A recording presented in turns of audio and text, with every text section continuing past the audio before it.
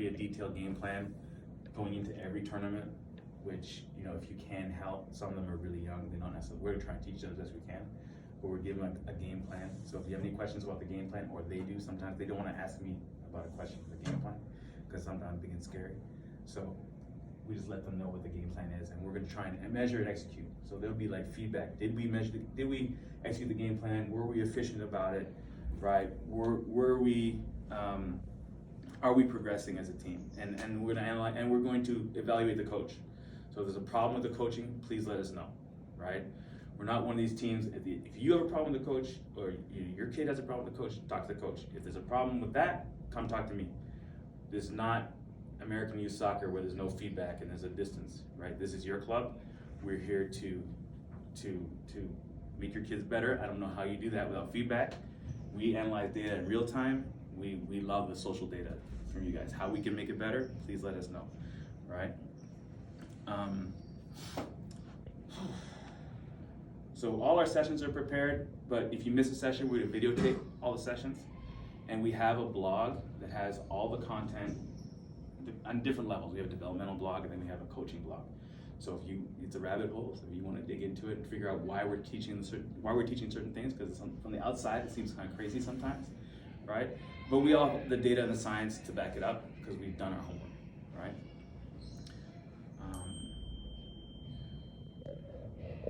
So yeah, good sportsmanship is a big one for me, right? We're not trying to teach your kids. We're not trying to pull all the best kids together and say, oh, you guys are gonna win because whatever, right?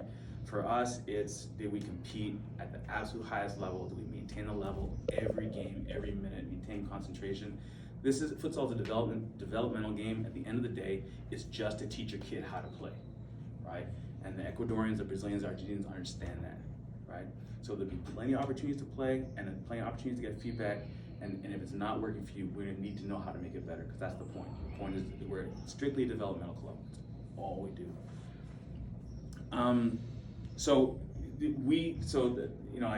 I tried to address some of the things that the clubs address in terms of like the parents being involved in the game. Again, yes. Like you want to cheer and scream from the sideline? Yes. You want to yell at the referee? Don't be negative about it, but yes, right?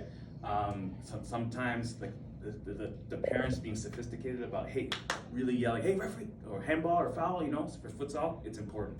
And other cultures understand that, right? So I imagine you guys have been told, like, don't say anything to the coach, don't say anything to the referee, don't be involved, look, use your best judgment. We're all adults, right? If there's a problem, again, come talk to me. But you're in a developmental environment, your kids need you involved, they need your support, right? Even if it's just screaming your head off the center, we love that, right? We're all for it, right? So that's a different take from other people, so that's probably a different part of our culture. So the philosophy of play, right? We're trying to develop a universal player. So if you see the clubs that are in this philosophy, right? So Leeds, Bielsa, right? All of Bielsa's disciples, Tata Martino, Pochettino, Lilo, Pep Guardiola, they're all trying to develop a universal player. And a lot of it starts with futsal. So the closest they came was probably Bayern Munich or Barcelona recently, right? But not so much anymore. But they use futsal to develop that player. The player can play anywhere on the field, even goalkeeper, right? Ela, Pivo, and it's all those players are interchangeable. And if you see us play, we play. There's a hurricane, right? I mean, you know, we literally, no one can ever track where a person's playing and what his profile is, right? We know, but no one else can look how we play and kind of reverse engineer it. So that's the idea. We'll see how it works, right? So it's a different approach. So your kid is going to, if they're an attacker, they're going to play defense. If they're a defender, they're going to attack, and they're going to get out of their comfort zone and learn every aspect of the game. If they're a 3-1 pivot post-up team, we're going to teach them to play without a pivot and move 4-0, right? If they're more of a 4-0 off the ball player, we teach them how to pivot, even if they're the smallest guy on the team, right? So that's our play philosophy. So we are heavy into analytics, so we do teach them a pared down version of positional play, and then we give them very, very automated instructions growing up, and then we try and reverse that sort of put the brakes on that and create principles to play from. So we have that process. So we give it, you know, very, very structured, and then we try and get away from that and give them principles to play with. So bear with us. It's a work in progress, right? So game theory about futsal. So you guys know a little bit more about futsal. Futsal is more like baseball than really any other sport I've seen. So the offense has the ball and they're throwing and they're trying to get strikes, and the counterattack is the home run, right? So the numbers skew towards counterattack. When you don't have the ball, when you play against the ball in futsal, you have the advantage, right? The team without the ball has the advantage. So what we're trying to do is we're trying to get strikes. We're trying to just shoot as effectively as possible and get in and out of the play, right? So the fans, the parents kind of need to know a little bit about it, right? Because you want to be in the middle of the game and trying to tell something different, right? So why is my kid shooting, or why with the 3-on-2, why aren't they committing all of them in forward to go and score? In a 3-on-2, we very rarely commit players to score unless we have to score. We're down 2 or 3 goals, right? Even a 2-on-1, we're fairly conservative until we get down goals, right? So a little bit of the sophistication of it, but we play defense and we press at the right time. So again, we have the ball on offense. We're just trying to get a strike, right? We're trying to get in and out of the possession, and then play defense, and then anticipate the transition. So that's what we'll be working on. You guys will see it, but just to give you a little bit of background so that there's no wires crossed. And again, it's this lack of understanding in terms of what the coach is saying and what we're saying, either from you or your kid. Please come let me know, because that'll be important. The session structures, again, we're trying to get out of here in an hour and 15 minutes. It's probably a little much. So there's gonna be like an hour and 15 minutes, and then 15-20 minutes of just technical game plan stuff, logistical stuff, that kind of stuff. And again, there's only 12 actual practice sessions that we think that are necessary, like sort of mandatory, around the tournament dates. Like the week of the tournament, please try and make that. If not, let me know. And then for the Stars League people have a lot of questions about, well, what about my Stars League schedule? Because we're doing futsal and then we're doing these other stuff. So the Stars Elite kids are allowed off of Stars Elite training to come to be with us. And whether they are part of the academy or even the other outside kids, they're all allowed to. So if your buddy wants to play in our Stars Elite, let them know that they can talk to their coach and get time off to come play. Stars Elite, and that's it. That's our curriculum, ready to go. So there's not a lot of drills. We're gonna go in, like we may put 1 or 2 restrictions, just use your left foot, play 30-40 minutes of futsal. The game teaches itself, right? At the end of the day, we're gonna look at how they play, analyze it, and come back with something specific for your kid to get better. And that's it. So, tour de force. Joe, you got a question? You look at me, you got a question? I don't have a question. In my mind, I have a statement. Yeah.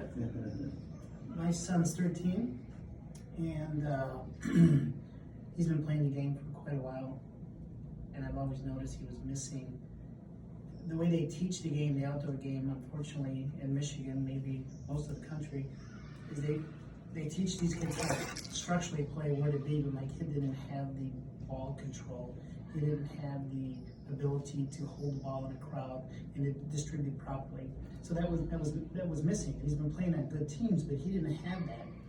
So we belong to this organization, and we saw on our website what they were advertising here, and it had a couple open sessions. Francois allows anybody who wants to show up once a week, twice a week, to come down here and fool around. So we came down a couple times, and this was about 3 weeks ago. Francois said, well, I think your boy can play this game. He goes, have him show up. The pros play twice a week, 9:30 to 11:30. Immediately I thought my wife's not gonna want to do this, right? Because my kid's got homework and he's not gonna get home till midnight. But we brought him, and there was maybe 12 amazing players from 25 to 35 on the field. and I'm watching the most amazing soccer I've ever seen. And they took my 13-year-old and threw him out there. I'm like, I go, you can't put this kid out here. I go, these guys were kicking the ball at speed I've never seen, and they were passing the ball with absolute technique, precision technique. I mean, the way these guys play, I was absolutely amazed. Francois took my kid for 3 sessions, put him in there with the pros, and I think it's been 3 weeks now, and my kid is playing competitive soccer with these players, and every one of these coaches, as good as they are, they stop and they teach him. I was amazed. Their kindness and their ability to suck in their ego and actually take my 13-year-old in the middle of a game where they're all fighting with each other. I mean, they're playing tough out here and they're bitching at each other. But my son, they protected him. They taught him how to play the game. They taught him how to distribute the ball. They taught him how to control the ball in traffic. And now he's playing with them regularly every other night. And he's able to stay on the field and compete.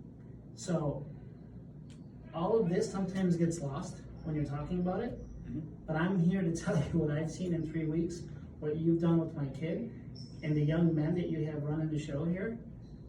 I've never seen it before. Thank you. Appreciate it. Can I ask a question, Francois? This is just for you guys, okay? Like, the kids are all getting real good, dude.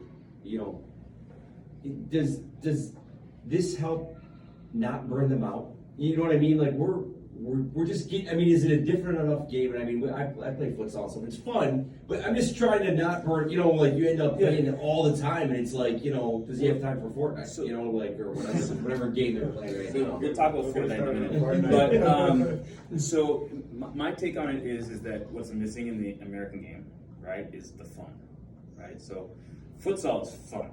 Like, there are lots of goals. It's very, very fast. It's very technical. When you get to play against older players, it's even more fun, right? And then we kind of know what we're talking about, right? So no aspersions to any youth coaches, right? But they've got an agenda, and their agenda is, I want to win, right? Because winner takes all at the youth coaching level. Let's just be honest, right? Your kids work for them, and the more they win, the more money they get, right? And so that's not our agenda. Our agenda is to build a culture, a structure on how your kid can get better. And like, we like winning like everyone else. What we really like is good players, right? And good soccer. And so we're gonna teach him the intricacies of the game. Like, we do linear regressions on the stuff. Like, if the input works, we're gonna do it. We're gonna give it to your kid, and we're gonna figure out how much better he got, right? Your coach is doing something A, B, C, D. We're gonna find out how good your coach is, and make sure that the coach meets the standard. If not, they're gone, right?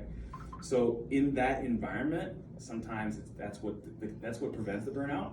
Right? Okay. And I'm just like, because I just think, you know, so, like, they're playing bad soccer causes the burnout. You think that's what it is? We have data on it too, right? So we call it, I'll give you my blog, but we got to call it failure.